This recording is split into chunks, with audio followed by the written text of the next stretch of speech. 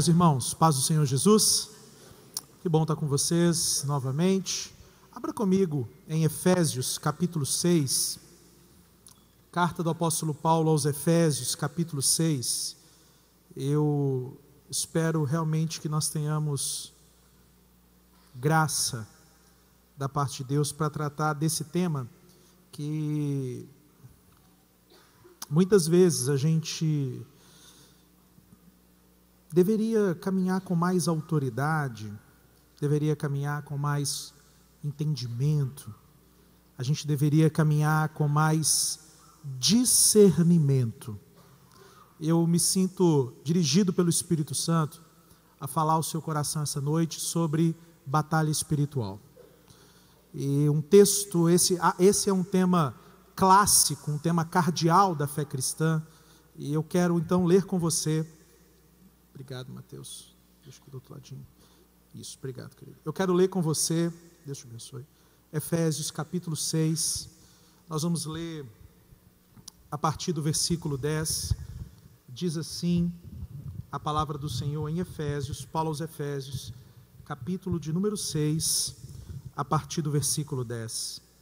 E eu peço a você que, por gentileza, ao nós terminarmos a leitura, permaneça com a sua Bíblia aberta. Nós vamos examinar esse texto com um pouco mais de cuidado. A minha Bíblia acabou de fechar, você espera um pouquinho mais. Efésios 6,10 diz assim a palavra de Deus: quanto ao mais, sede fortalecidos no Senhor e na força do seu poder. Revesti-vos de toda a armadura de Deus, para poderdes ficar firmes contra as ciladas do diabo.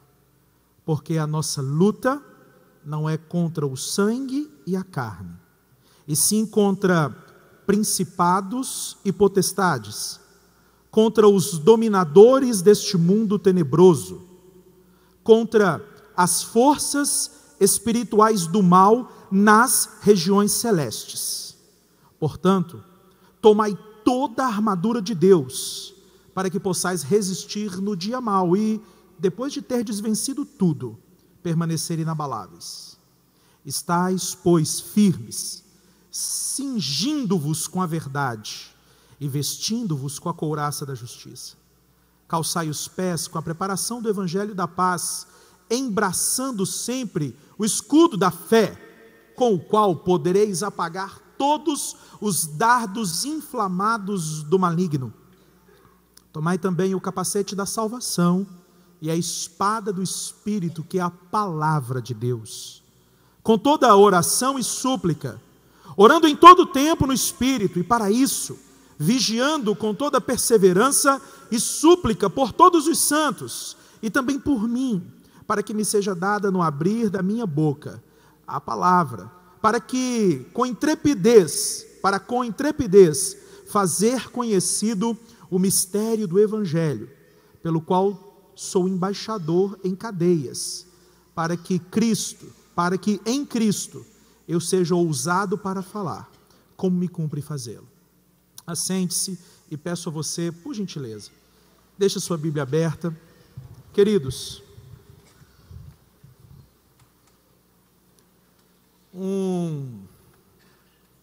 uma enfermidade cuja explicação nunca aparece, para cujos remédios nunca fazem efeito. Um ataque de raiva, um acesso de raiva, no momento que aparentemente não demandava tanta energia emocional, tanta ira, uma discussão prolongada, inflamada, por um motivo, motivada assim por um tema tão fútil.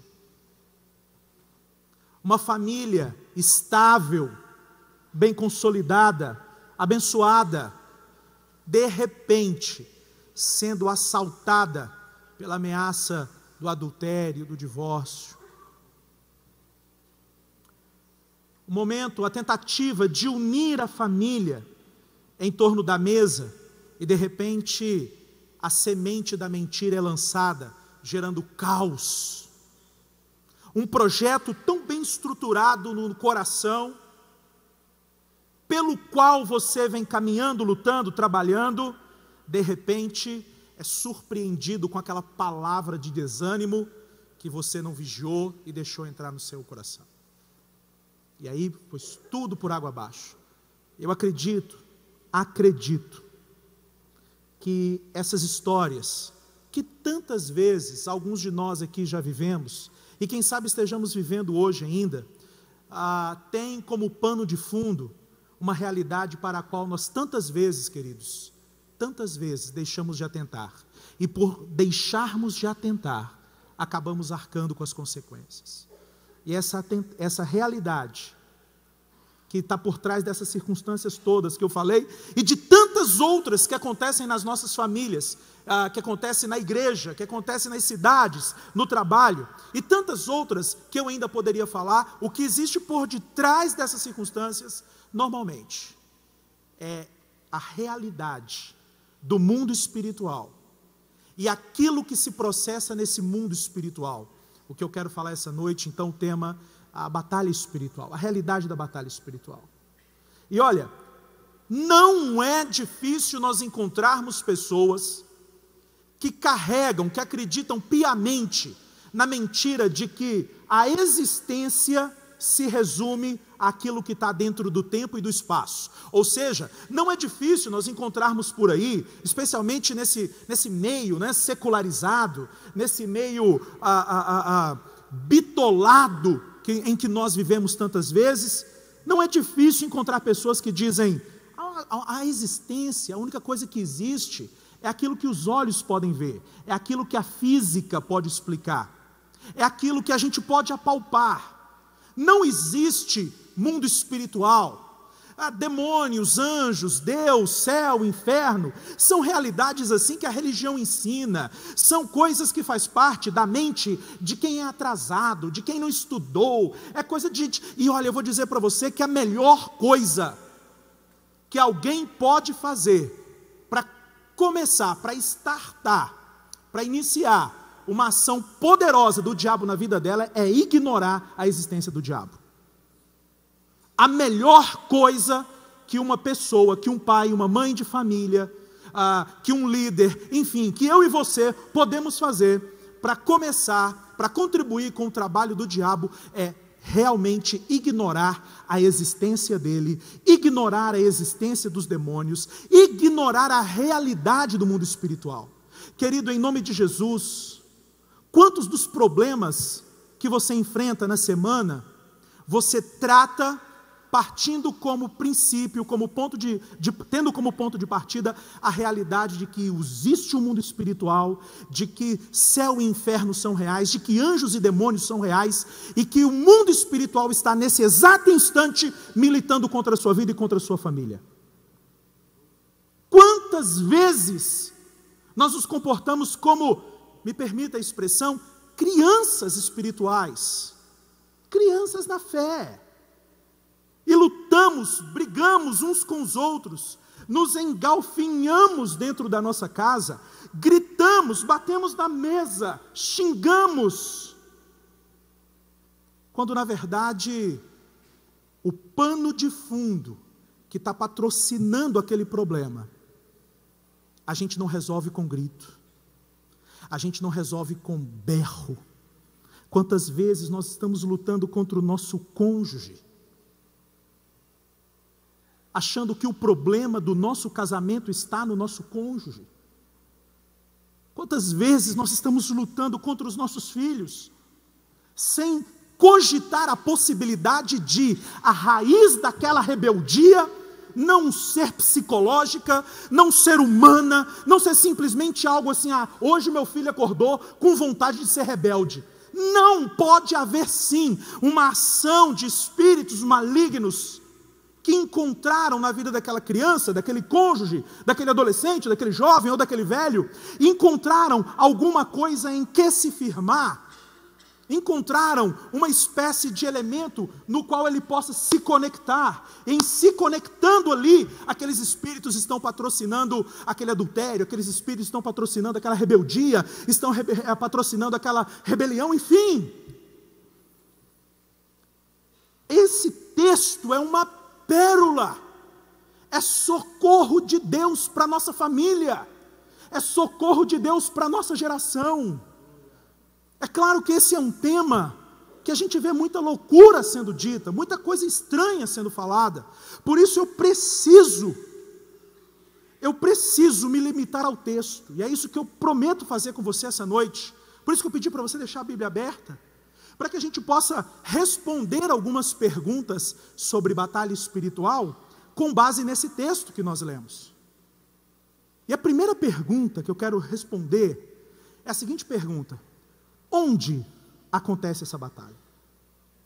Ora, Paulo vai dizer lá no versículo 12, que a nossa luta não é contra o sangue e a carne, e sim contra principados e potestades, contra dominadores deste mundo tenebroso, e contra as forças do mal, preste atenção, contra as forças do mal nas regiões celestiais, ou nas regiões celestes. Preste atenção, Efésios, essa carta que você tem aberta na sua mão, fala mais 2 vezes sobre essas regiões celestes. Lá no capítulo 1 fala assim, glória a Deus, enfim, que tem nos abençoado com toda sorte de bênçãos espirituais em Cristo Jesus nas regiões celestiais. Aí depois ele fala que é através da igreja que a glória de Cristo, lá no capítulo 3, que a glória de Cristo vai se tornar conhecida dos principados e potestades nas regiões celestiais, através da igreja. Linderson, o que é isso? Regiões celestiais. Regiões celestiais não é um lugar geográfico, não é um lugar, um endereço fixo, um endereço geográfico. Regiões celestiais é uma dimensão de existência. Ora, deixa eu dizer para você uma coisa, o universo não é feito apenas daquilo que os nossos olhos veem. O universo não é feito apenas daquilo que a matemática consegue calcular, ou que a ciência consegue conceituar. Existe aqui junto de onde nós estamos, existe aqui, nesse exato instante, nos rodeando, uma realidade espiritual, um ambiente espiritual que nós não vemos, que nós não tocamos, apalpamos,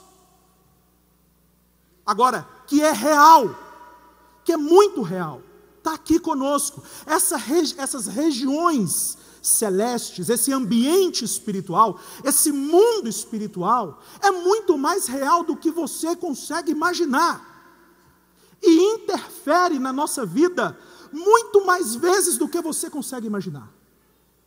Muito mais vezes.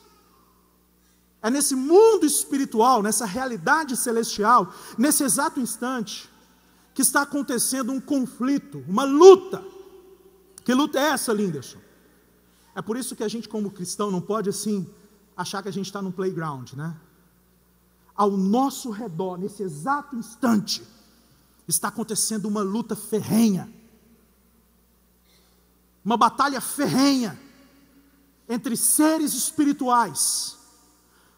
Parte desses seres espirituais são seres caídos, anjos corrompidos que se rebelaram contra o Senhor.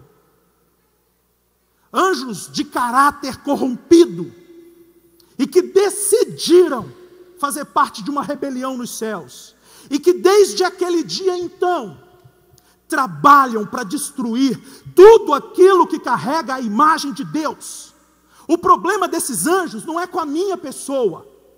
O problema desses demônios, esses anjos caídos, esses demônios, não é com a minha pessoa, não é com a sua pessoa. Não é porque eles olham assim para o Krieger e falam assim, eu não gostei desse maestro aí não. Ele tem cara de ser muito marrento, eu não fui com a cara dele não. O problema não é com a gente. O problema é com aquilo que nós representamos. O problema é com a imagem que nós carregamos. O problema dos demônios com a gente é que a gente carrega a imagem e semelhança de Deus, e que nós fomos criados para a glória de Deus, e eles não conseguem suportar, eles que estavam diante do Ser Todo-Poderoso, todo bendito, todo misericordioso, infinito em graça e misericórdia. Quando eles estavam lá diante dele, eles não conseguiram tolerar essa graça. E imagine agora que eles estão diante de nós. Então eles estão se rebelando contra essa imagem de Deus em nós. E tudo o que eles querem é que a exemplo do que aconteceu com eles, aconteça conosco também. Assim como eles foram rejeitados, expulsos da presença de Deus, e perderam as suas características originais de carregar a glória de Deus, eles querem que aconteça comigo e com você também.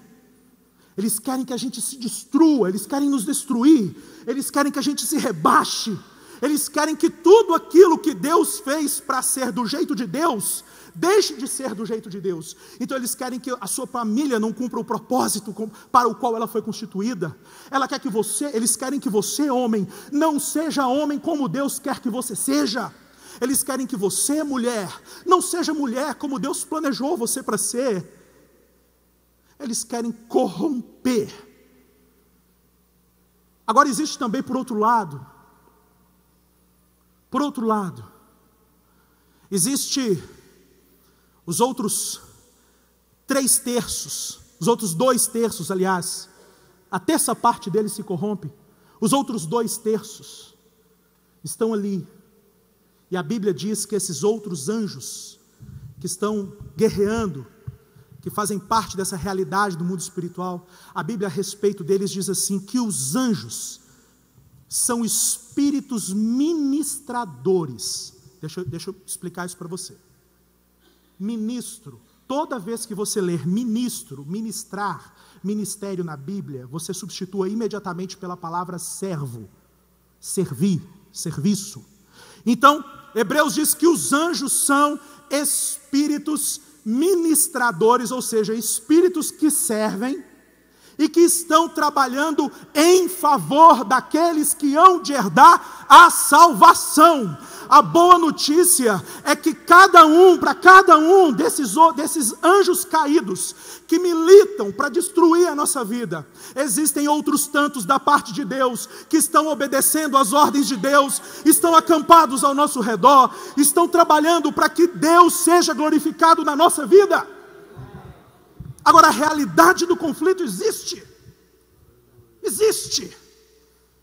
Eu não quero deixar você assustado. Não!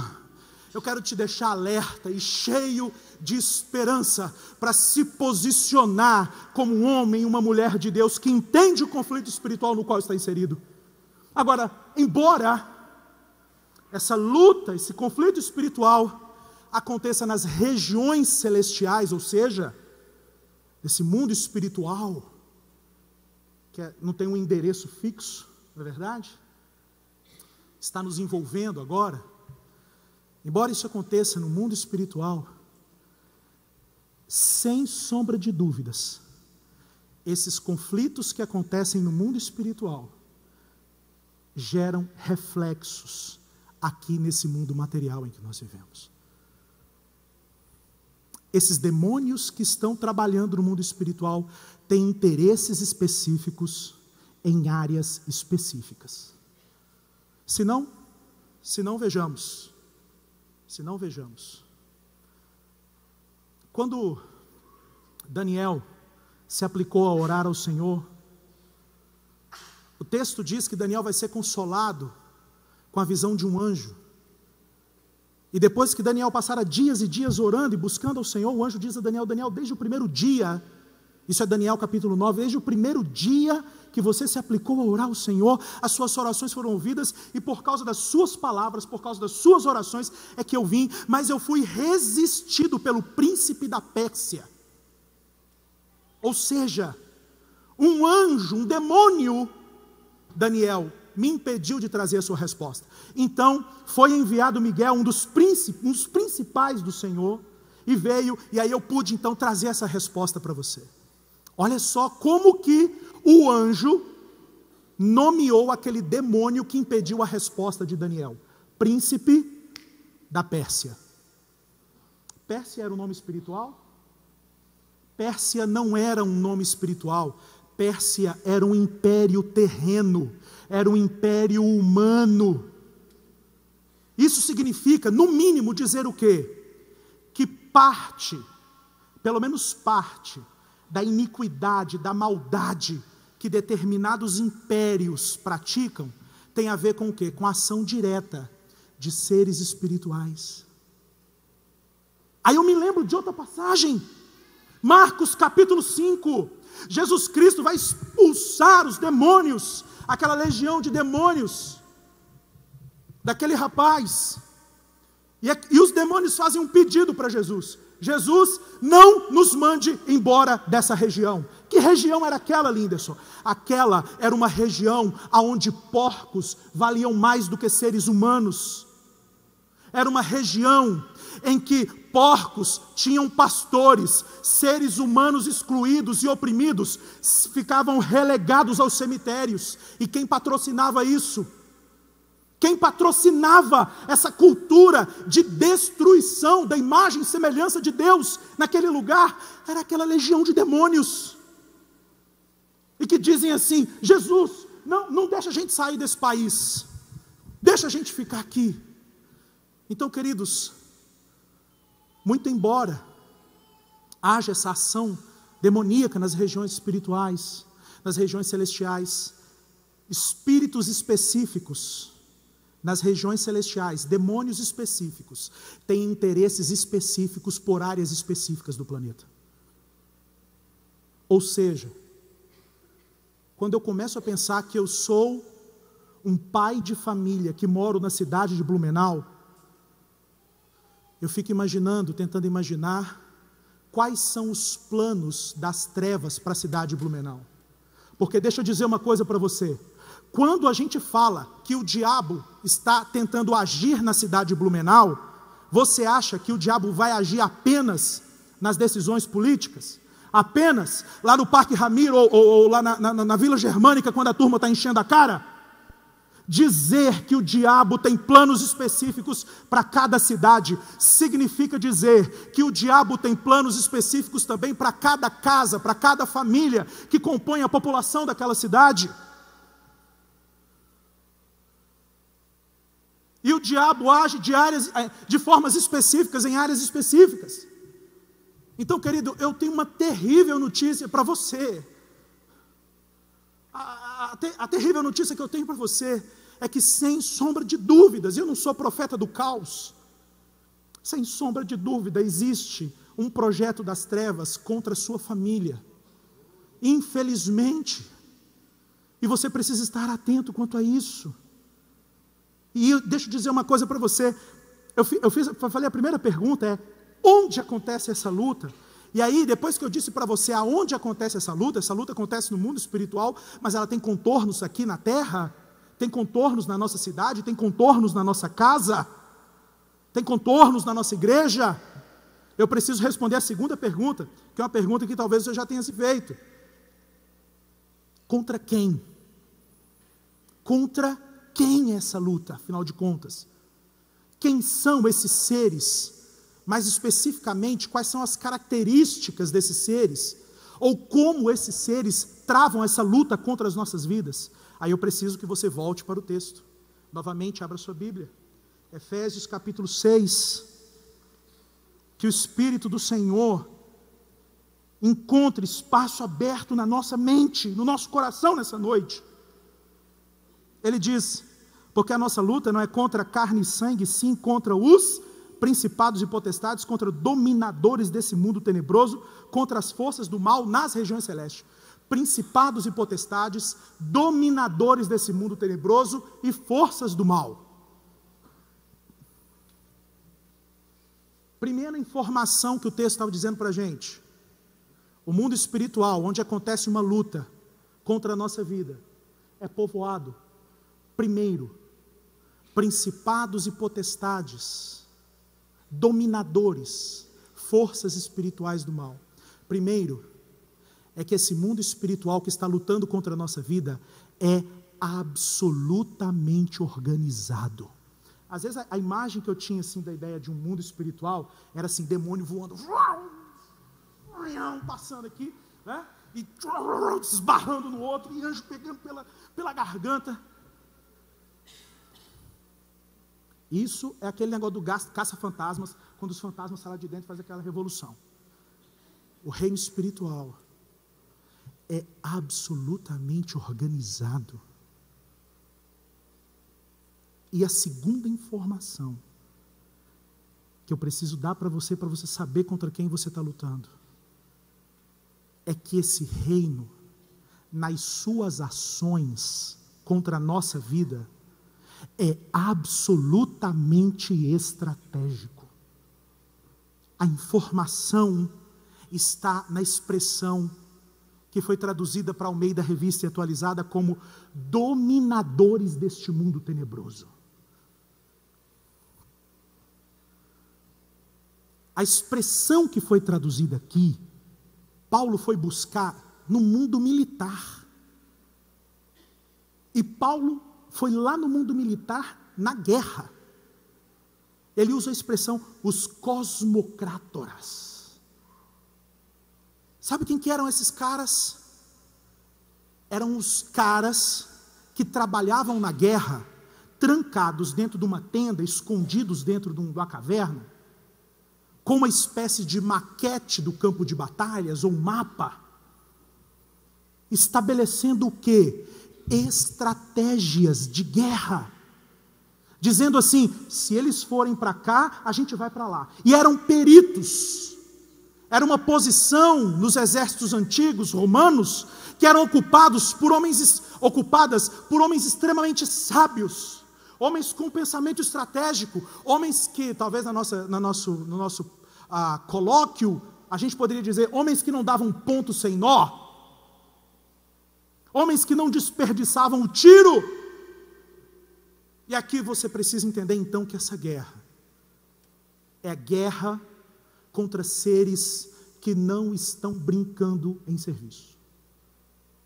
E que ao saberem, portanto, que esses seres não estão brincando na tarefa que eles têm, que é de destruir a imagem de Deus em nós e nos destruir, nos afastar do propósito de Deus, em sabendo que nós estamos lidando com seres que trabalham dia e noite, trabalham com perícia e estão firmemente ocupados na sua missão, nós deveríamos mudar algumas posturas dentro da nossa casa.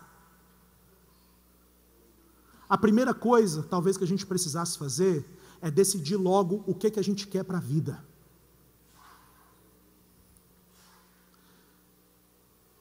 Porque, deixa eu dizer uma coisa para você. Quando um cristão fica mais ou menos, esse cristão mais ou menos, está mais ou menos para mim, para você e para ele. 99% salvo significa 100% condenado. Ah, meu amor, eu fui infiel a você hoje, imagina, Bima, eu fui infiel a você hoje, meu amor, só um segundinho, tá? Só um segundinho que eu... Ah, mas você não perdoa, você me perdoa, né? Porque afinal de contas, olha, eu juro para você, querido, ou então eu juro para você, querida, que na maior parte do tempo eu sou fiel a você. Você ficaria em crise. Ficaria em crise. Então, primeiro é decidir logo de que lado a gente está. Porque 99% comprometido com Jesus e com o seu reino é tudo que o diabo precisa para considerar a gente 100% vulnerável a ele. Decida logo. Você quer servir a Jesus mesmo? Porque essa decisão que você pode tomar, o que vai representar diante dos demônios tentando agir na sua família? Vai representar discernimento da sua parte. Imagine, vou dar um exemplo para vocês, aqui, como se existissem dois vidros, duas vidraças, uma desse lado e outra desse lado. Esse lado eu tenho uma vidraça azul, do outro lado eu tenho uma vidraça transparente. Ora, se eu estiver desse lado, eu vou ver todos vocês serão olhados para mim a partir dessa lente. E se eu estiver do lado de cá, eu vou ver tudo a partir dessa outra lente. É por isso que alguns de nós sofremos constantemente ataques, caímos nas ciladas do diabo, e a gente diz assim: como é que isso foi acontecer? Sabe como foi acontecer? Foi acontecer porque você estava, de repente, de um lado em que as lentes estavam embaçadas. Faltou a você discernimento. Discernimento.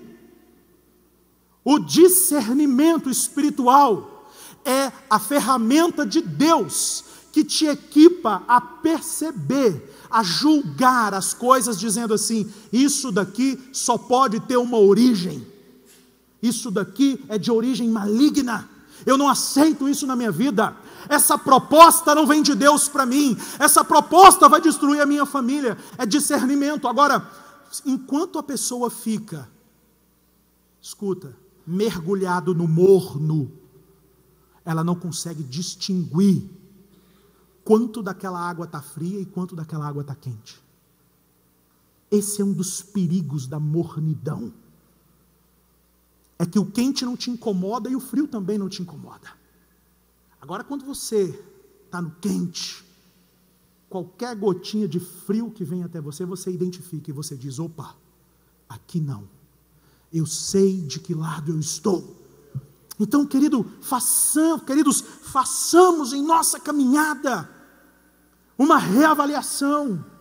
E aí, a partir do momento que a gente decide de que lado a gente está, se a gente é crente mesmo, se Jesus vai ter a última palavra na nossa vida mesmo, quando a gente decide isso, a gente tem discernimento. E quando a gente tem discernimento, a gente consegue perceber o que devemos ou não devemos tirar da nossa vida, o que devemos ou não devemos deixar entrar na nossa casa, o que devemos ou não devemos pronunciar com os nossos lábios, quais sentimentos devemos ou não devemos cultivar em o nosso coração. Por quê? Porque a gente tem discernimento. E por que a gente tem discernimento? Porque a gente decidiu ficar do lado de Jesus.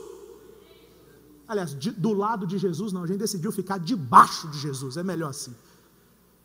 É melhor assim. Então, queridos,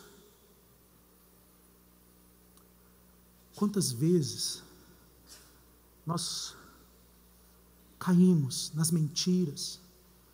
Esses seres, perceba, esses seres são seres que têm um estilo de agir. O texto bíblico diz que eles agem, eles são peritos e eles agem com ciladas. Ciladas. Para que vocês, então, o texto diz, para que 11, revestivos de toda a armadura de Deus, para poder ficar firme contra as ciladas. Deixa eu dizer uma coisa para você: o diabo, os demônios, preparam ciladas. Essa palavra também é bem legal a gente aprender. A palavra aqui, uma palavra que talvez alguns conheçam, é a palavra de onde vem a palavra método, as metodeias do diabo, diz no grego. O que é um método? O que é um método? O método é me permitam, um método é um caminho. Linderson, qual método você usa para preparar uma mensagem? Ou seja, Linderson, qual caminho? O primeiro passo, o segundo passo, o terceiro passo, o quarto passo? Qual método de ensaio você usa, maestro? Não, eu faço assim, eu faço daquele jeito. Então, um método é um caminho previamente estabelecido para que você chegue até um propósito. Deixa eu dizer uma coisa para você. Tantas vezes nós nos deparamos com as consequências de ciladas nas quais nós fomos caindo aos poucos. Ciladas nas quais nós fomos caindo aos poucos. Quem sabe o método do diabo na vida de alguns aqui, na família de alguns aqui, meu Deus, quem sabe o método do diabo na família de alguns aqui, sabe o que é? Colocar lá um projeto novo. Qual projeto novo? Não, nós vamos, me permita explicar isso para você. Nós vamos trocar de carro. O vizinho trocou o carro dele. Vamos trocar de carro. Saiu um carro com um friso novo, com um carro. Mas não cabe no nosso orçamento. E aquela vontade de comprar. E aí, então o que a gente faz? Vamos trabalhar mais. Vamos trabalhar mais porque queremos comprar um carro. O exemplo, não tem nada de ruim em comprar um carro. Estou dando um exemplo. E aí vem mais trabalho. E se vem mais trabalho, vem mais cansaço, vem menos tempo disponível. Não, nós estamos quase lá. Vamos fazer o seguinte, vamos pegar o dinheiro das nossas ofertas. Vamos pegar o dinheiro da nossa fidelidade ao Senhor para comprar o carro. E aí quando você vai ver, o método do diabo se cumpriu plenamente na sua vida, porque você foi estágio a estágio, passo a passo, sem perceber, porque faltou discernimento, a cilada na qual você entrou. É aquele casal que sabe que não pode dormir de cara fechada um para o outro. Aquele casal que já ouviu 100.000 vezes alguém dizer: resolva um problema, converse, ore, perdoe, não vá dormir com raiz de amargura no seu coração. Deus sonhou uma conchinha para a nossa cama, não um X, virado um para cada lado, 2 Cs assim, virado para cada lado. Não! Só os casados sabem o que eu acabei de dizer. Louvado seja Deus por isso. E aí o método do diabo foi, sabe o quê?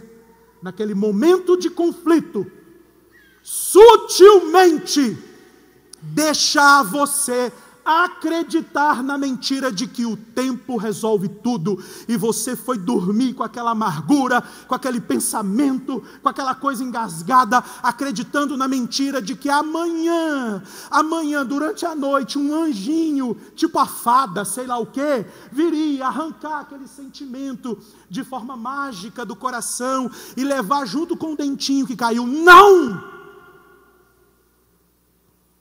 Aí o método do diabo aconteceu.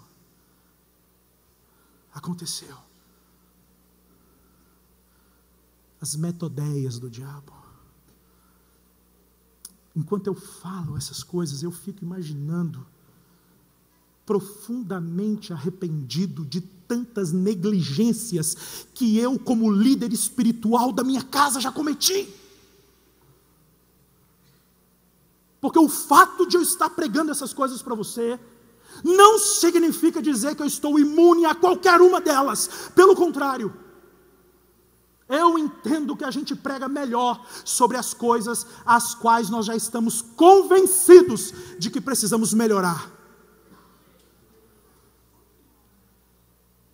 Meu Deus, tenha misericórdia de nós. Tenha misericórdia de nós. Linderson, eu já estou para baixo, estou down, estou com medo, estou em crise. Você está me assustando. Não quero te assustar. Eu quero te chamar a uma coisa chamada posição.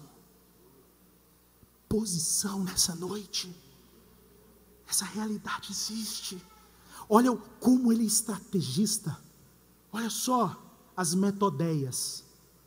Satanás um dia, enfim, sei lá, resolveu, olha o que o texto diz, olha o que o texto de Crônicas diz: Satanás se levantou contra Israel.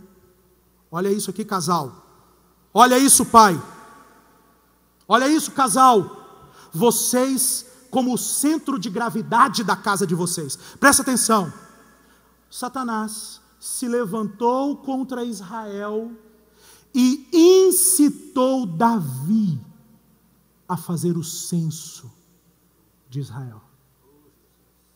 Ou seja, Satanás queria destruir o povo. Ele foi tocar no coração de quem? Do povo? Satanás queria destruir Israel. O plano dele era destruir Israel, mas ele é estrategista. Ele é um atirador de elite. Ele falou assim: é o seguinte, tem um cara aqui que se eu conseguir mexer no coração dele, eu afeto todo mundo. E aí Satanás colocou no coração de Davi, insistiu no coração de Davi, para Davi fazer um recenseamento em Israel. Joabe ainda disse: rei, não faz um negócio desse, rei. Para que você vai fazer isso? E o rei falou: olha, cara, eu já decidi esse negócio, já está resolvido. Resultado.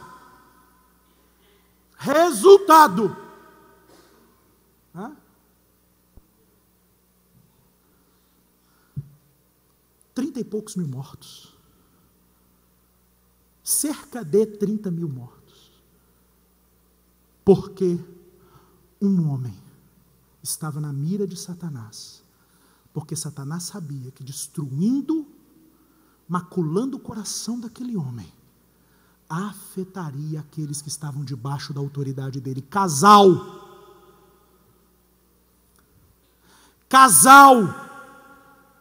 vocês me permitam dizer isso, não tenha dúvidas de que desestabilizar a relação de vocês, afastar vocês um do outro, colocar intrigas, amargura um contra o outro, fazer vocês se beijarem menos, fazer vocês namorarem menos, fazer vocês terem menos tempo um com o outro, fazer vocês ficarem cada vez, mandar vídeos legais no telefone, um de cada vez mais, faz parte do plano do maligno para destruir os seus filhos, destruir os seus netos.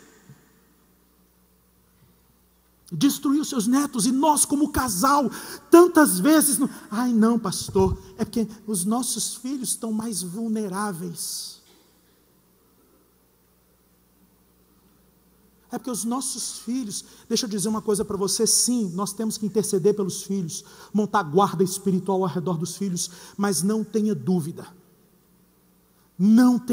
de que toda ação maligna dentro da sua casa é para destruir o seu casamento. Porque se destruir o seu casamento, já está meio caminho andado com a sua descendência. Eu espero que diante dessas constatações, o nosso coração como casados, marido e mulher, nosso coração esteja sendo compungido pelo Senhor. A gente esteja sentindo um constrangimento, uma coisa ruim. Ai pastor, mas eu venho para a igreja para sentir coisa boa. Não, mas eu quero que você sinta essa noite uma coisa ruim, te incomodando. O que tirou a igreja de Corinto do buraco em que eles estavam, não foi Paulo dizendo assim: veja que alegria a minha primeira carta causou em vocês. Paulo disse assim: veja que tristeza aquela primeira carta causou em vocês. Mas essa tristeza, esse incômodo, esse senso de, meu Deus, eu estou fazendo as coisas erradas, não está certo, a minha vida não está certa, Senhor, eu preciso ajustar. Eu não sei você, eu não fico feliz quando isso acontece comigo, não, dói. Ser confrontado no meu caráter, dói. Ser disciplinado, dói. Ser corrigido, dói. Mas enquanto eu sinto a dor da correção, enquanto eu sinto o constrangimento do arrependimento, algo dentro de mim me diz assim: fica firme porque você está sendo curado. Fica firme. Dói, mas cura. Então, em nome de Jesus, que enquanto a gente escuta essas palavras,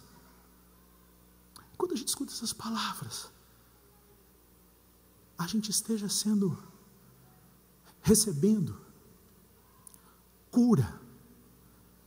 E assim, ou quem sabe aqui ainda hoje, daqui a pouco, você e o seu esposo, você e a sua esposa, vocês que estão aqui, vão se realinhar espiritualmente, vão fechar a guarda, vão reerguer os muros da unidade entre vocês. E reerguendo os muros da unidade entre vocês, vocês vão conseguir vencer juntos essa batalha em nome de Jesus. E aí, Linderson, mas eu não estou aqui com a minha esposa, eu não estou aqui com o meu esposo. Aí você entende que agora, você que está aqui, tem uma responsabilidade. A responsabilidade de se posicionar, dizendo: eu não estou lutando contra a minha esposa, eu não estou lutando contra o meu esposo, eu estou lutando contra seres espirituais que querem nos afastar. Queridos, me permita caminhar para uma conclusão, te dando questões práticas, te dando dicas práticas, posicionamentos muito práticos, muito concretos, que nós podemos e precisamos adotar nesse sentido. Paulo diz assim, ele vai dizer: olha, portanto, tome toda a armadura de Deus. Eu não vou falar da armadura de Deus, não vou falar. Essa armadura de Deus merecia um ano, mas o que eu quero que você diga, que você leia depois, você já leu, você já conheceu, você já sabe, mas existe algo que Paulo diz assim a partir do versículo 17, quando ele diz assim: tomai também o capacete da salvação e a espada do Espírito, que é a palavra de Deus. Aí ele diz assim: com toda oração e súplica. Aí ele diz assim: orando em todo tempo no Espírito. Está aqui. Orando em todo tempo no Espírito. Sempre que tem um gerúndio, o Novo Testamento assim, sempre que no texto grego vem um gerúndio, tem uma recomendação, e depois vem um orando, fazendo, falando. Aquele gerúndio ali quer dizer que aquela é a forma como nós vamos cumprir a ordem que nos foi dada. Então, por exemplo, Efésios 5 diz assim: enchei-vos do Espírito, não vos embriagueis com vinho, mas enchei-vos do Espírito. Aí ele diz depois: orando, cantando, louvando. Ou seja, aquela era a forma como a gente ia ser cheio do Espírito. É fantástico que Paulo vai falar sobre a armadura de Deus. Toma a armadura de Deus, o capacete, a couraça, as botas, a espada, o escudo. Você pega tudo isso como Paulo? Paulo diz assim: com toda oração e súplica, orando em todo tempo no Espírito. Meu Deus do céu! Significa dizer então que junto com a revelação da realidade espiritual, Deus nos dá o caminho para nós então nos posicionarmos nessa guerra? Sim, Deus nos dá o caminho para nós nos posicionarmos nessa guerra. E qual o caminho, pastor, para nos posicionarmos nessa guerra? A oração, a oração, a oração. Esse é o caminho. Não é boa vontade, é oração. E não é uma oração qualquer, é oração no Espírito, orando em todo o tempo no Espírito. É interessantíssimo isso, porque a gente não sabe nem orar. Eu decidi, pastor, que eu vou orar. Tá, mas não deixa de orar no Espírito. Romanos 8 diz assim: o Espírito semelhantemente nos assiste em nossas fraquezas, porque nós não sabemos orar como convém. Não sabemos orar como convém. Ou seja, você entendeu e vai se posicionar agora diante das realidades espirituais, das intervenções do diabo lá na sua casa. Primeira coisa, saiba que o caminho preferencial é a oração. E oração no Espírito. O que é orar no Espírito, pastor? É sair do corpo? Não, para com esse negócio, não tem nada a ver com sair do corpo. Deus me livre isso. Orar no Espírito significa orar debaixo da influência do Espírito. Orar sendo conduzido pelo Espírito. Orar recebendo discernimento do Espírito. Então, primeira coisa, eu falei que ia ser bem prático. Quando você for orar, antes de qualquer coisa, se aquieta. Se aquieta. Oração começa com você calado. Se aquieta. Deixa o Espírito Santo organizar a sua mente. Deixa o Espírito Santo organizar o seu coração. Deixa o Espírito Santo organizar, tirar essa ansiedade. Porque tem gente que vai orar ansioso, fala e levanta ansioso. Deixa o Espírito Santo, se você for orar, Espírito Santo, eu sinto que a minha família está sendo atacada. Eu sinto, Espírito Santo, que tem alguma coisa estranha acontecendo. Espírito Santo, eu estou aqui para orar, mas eu preciso, Espírito Santo, que você me ensine a orar. Oh, Espírito Santo, eu preciso que o Senhor me conduza. Eu preciso que o Senhor me dê as palavras de sabedoria. Eu preciso que o Senhor me ajude. Espírito Santo, me ajude, porque eu preciso orar pelos meus filhos. Eu preciso. Espírito Santo é teu amigo. Ele é de verdade. Escuta, ele é de verdade e é sério. Esse negócio de Espírito Santo é sério, é uma pessoa viva, real. Teu amigo. Teu amigo. Chama ele então, cara. Chama ele. Fala, Espírito Santo, eu estou aqui. Eu estou tão apavorado, Espírito Santo, estou tão ansioso que eu não sei nem direito, mas me conduzes. Aí você começa a dizer, Espírito Santo, eu sei que tu me amas, eu sei que tu estás aqui.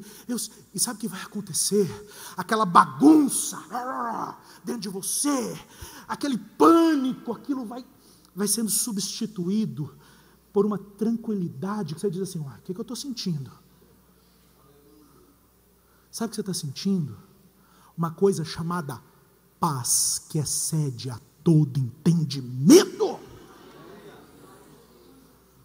E daqui a pouco, e perceba, o problema continua lá, só que junto com essa paz vem uma certeza, a certeza que o Espírito Santo dá, de que Deus está no controle.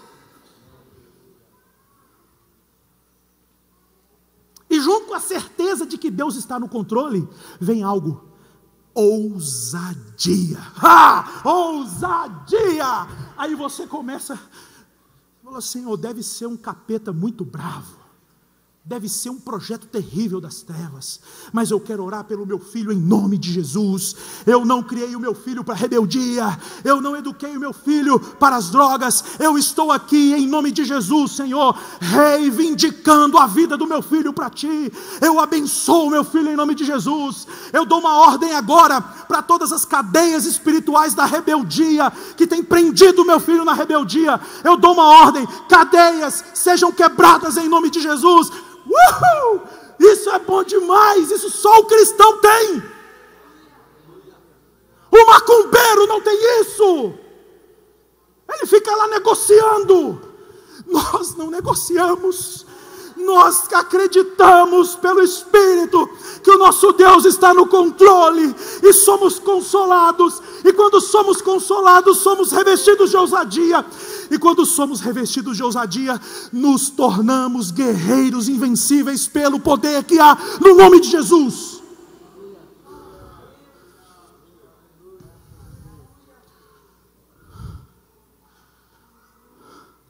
Pelo poder que há no nome de Jesus. Aí entra outro caminho prático.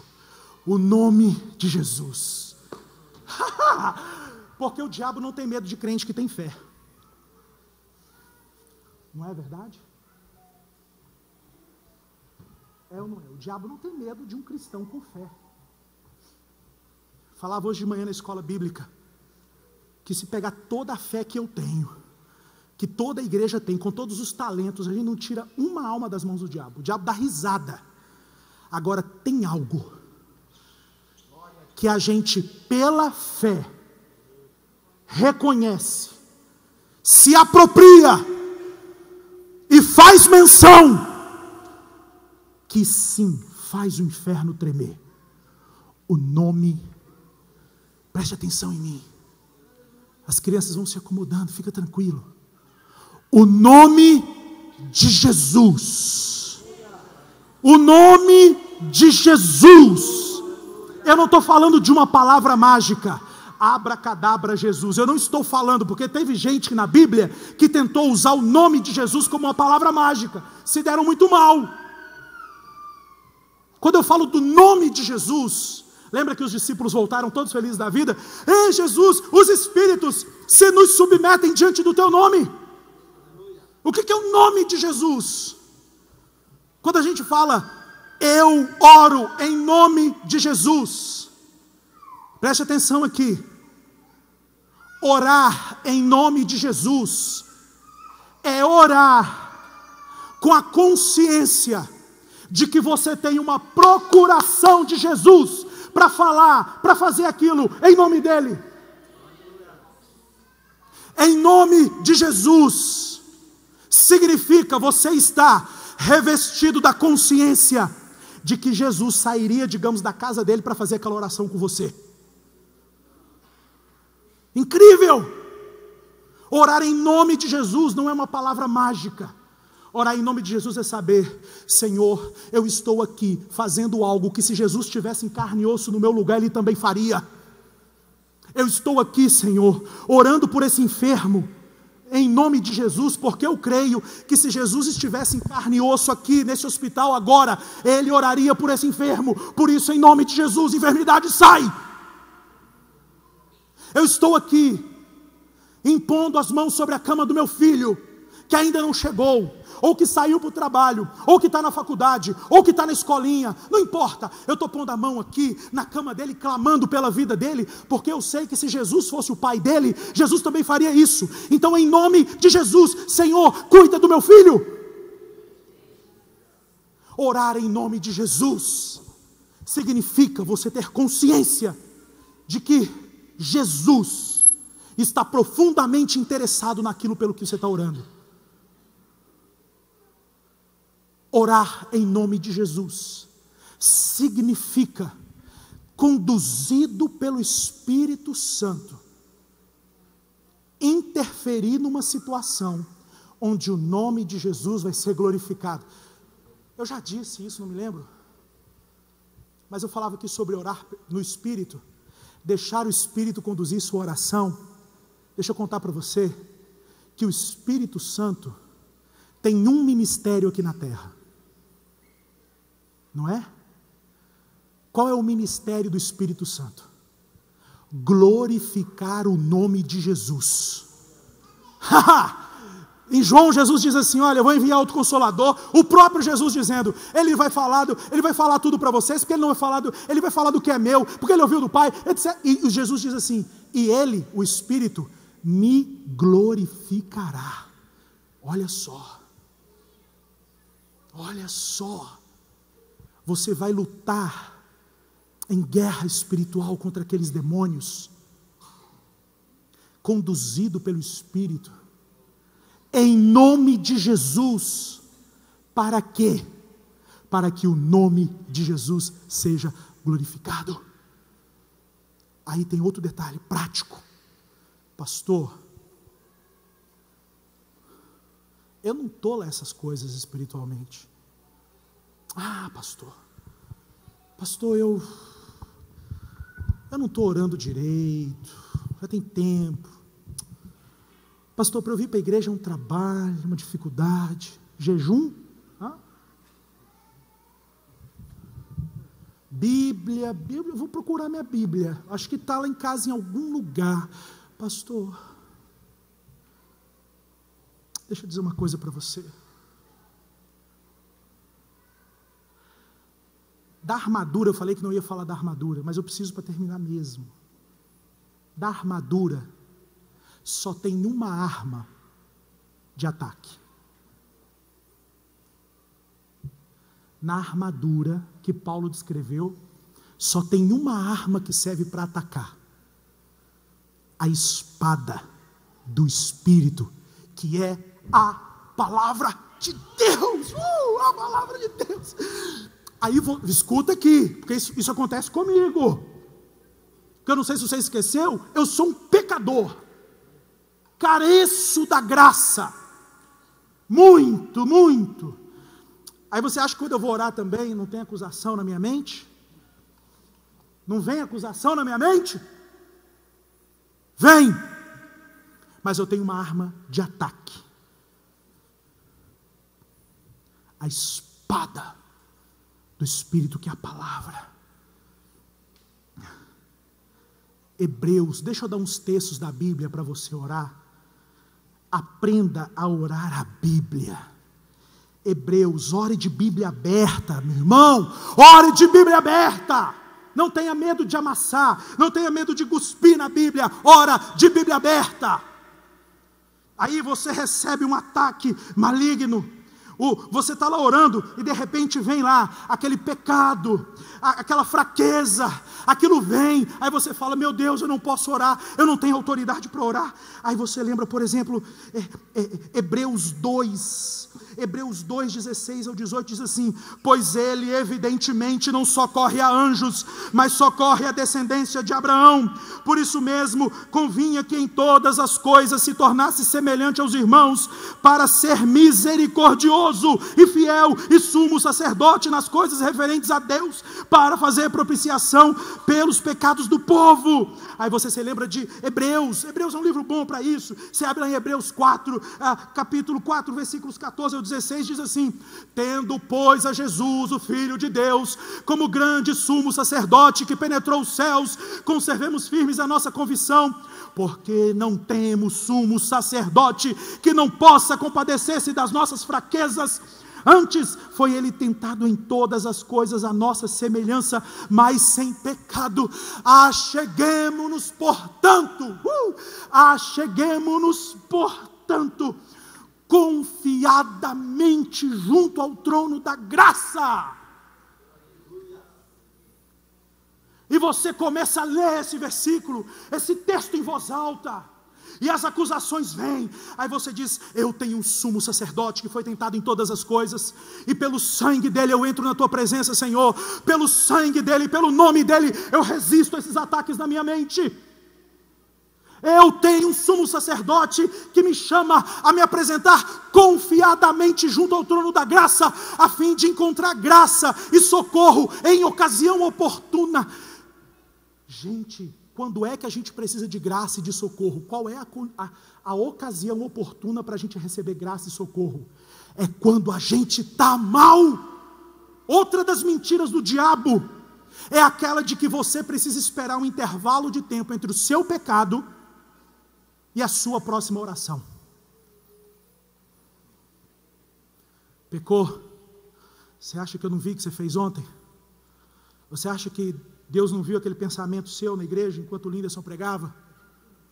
Você acha que Deus não viu o jeito que você olhou para aquela irmã? Aí você acha, viu. Melhor parar, esperar um pouquinho. Essa é uma das mentiras que o diabo quer que você acredite. Uma das mentiras. Quando isso acontecer, pega esse texto e diz: pelo sangue de Jesus, pelo sangue de Jesus, eu confesso que sou pecador, que careço da graça de Deus. Eu me identifico com o sangue de Jesus na cruz do Calvário. E eu não estou, demônios, orando no meu nome ou na minha autoridade.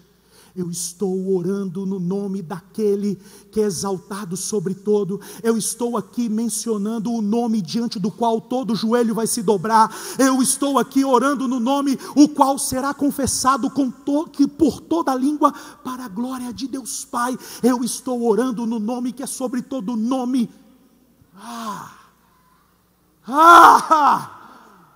A sua vida de oração vai mudar.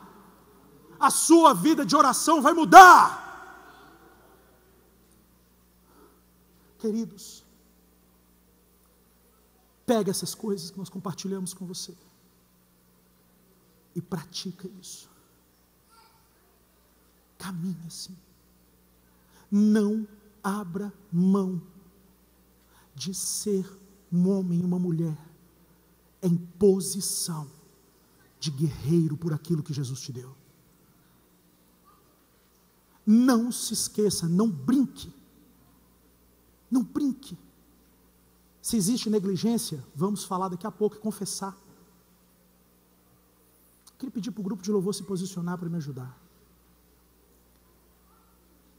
Deus quer fazer de cada um de nós atalaias, guerreiros dentro da nossa casa. Guerreiros dentro da nossa casa.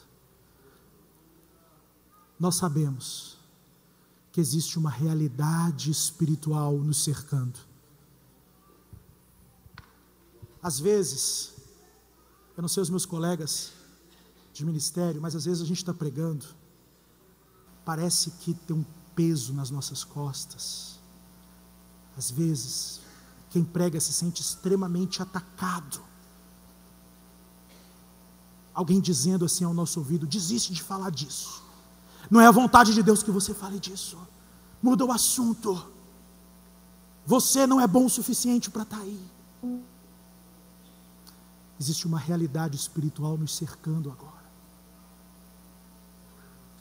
E nós podemos interferir nessa realidade espiritual nesse momento. Eu quero saber quantas das pessoas que estão aqui comigo que gostariam de se unir a mim e aos meus irmãos ministros de louvor, para a gente interceder pouquinhos minutos, poucos minutos. Os irmãos, nós vamos nos unir e preparar um trono ao Senhor nesse momento. E eu gostaria de que aqueles que de alguma forma dizem assim: Linderson, eu preciso que alguém ore junto comigo. Eu não sei pelo quê, mas existe um conflito espiritual, Linderson, que eu preciso que alguém ore junto comigo. Eu queria que você viesse aqui à frente, nós vamos orar juntos. Eu queria que a igreja se colocasse de pé. E o que nós vamos fazer?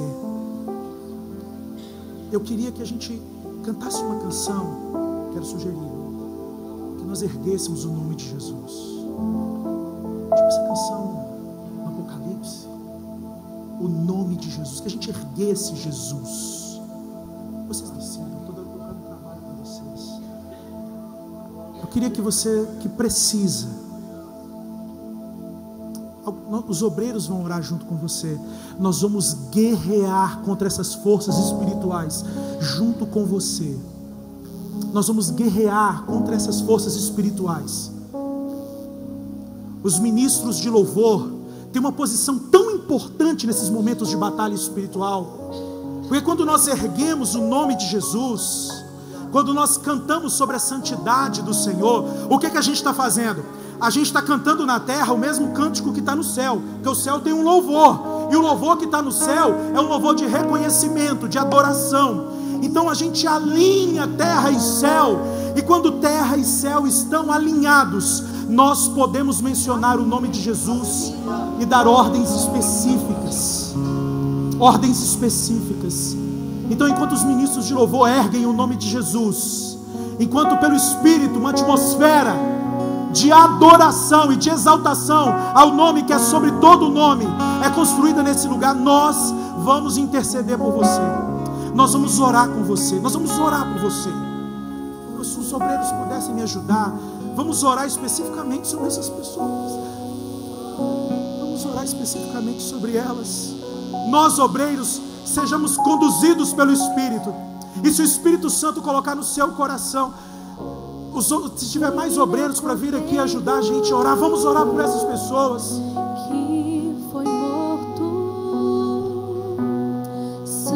O nome sobre todo nome. O nome sobre todo nome. O maravilhoso nome de Jesus. O maravilhoso nome de Jesus. O maravilhoso nome de Jesus. Espíritos malignos caiam diante do nome de Jesus. Nós estamos em guerra espiritual nesse momento em favor dessas pessoas. Nós guerreamos em favor da causa dessas pessoas. Reino do Espírito, regiões celestes, se movimentem nesse instante, sejam movimentadas nesse instante. Nós estamos agora nos opondo a principados e potestades, a hostes malignas. Nós estamos nos opondo a vocês, espíritos malignos. Nós estamos nos opondo a vocês, espíritos malignos, não pela nossa autoridade, não pelo nosso nome, não pelos nossos méritos, mas pelo nome de Jesus, pela autoridade de Jesus. Nós mencionamos a palavra de Deus nesse instante. Colossenses diz que Cristo Jesus rasgou o escrito de dívida que era contra nós, e tendo cravado na sua cruz, cancelou essas dívidas, despojando principados e potestade, os expondo ao desprezo na cruz do Calvário. Por essa palavra nós oramos por essas pessoas. Por essas palavras nós oramos por essas pessoas. Pelo nome do Cordeiro, Cordeiro e Leão. Em nome de Jesus. Em nome de Jesus, cadeias.